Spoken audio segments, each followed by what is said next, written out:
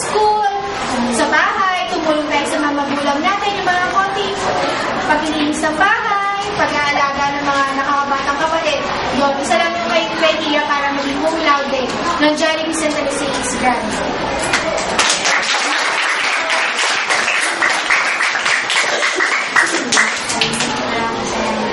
Talagang diba sa patuloy mo na yung mga kapatid ng ugali. Na most responsible po si Mr. Okay.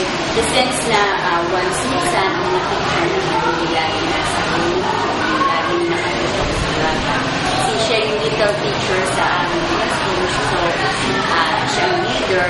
Then, during recess, siya yung nag-aano ng train namin, nag-aano sa class. Then, during paglilinis, siya lagi yung namuna.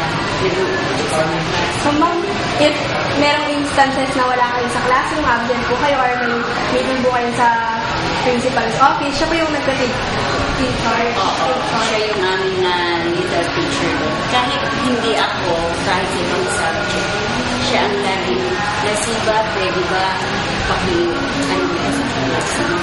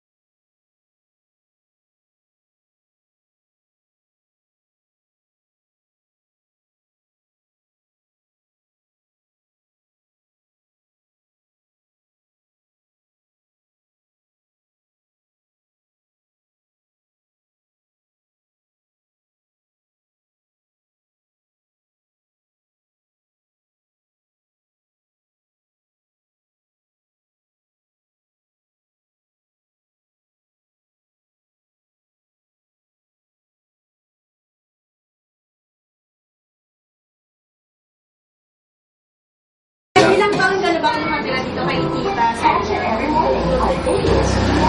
So, grade 5 ka ba lang nandito ka na sa kanya? Ako. Yung mga parents mo natin ngayon?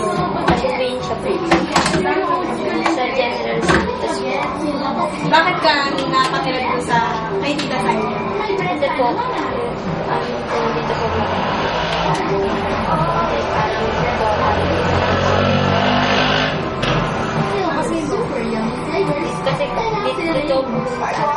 parang dito po ba naisip na kaya ko magtapos. So, okay naman po yung relationship.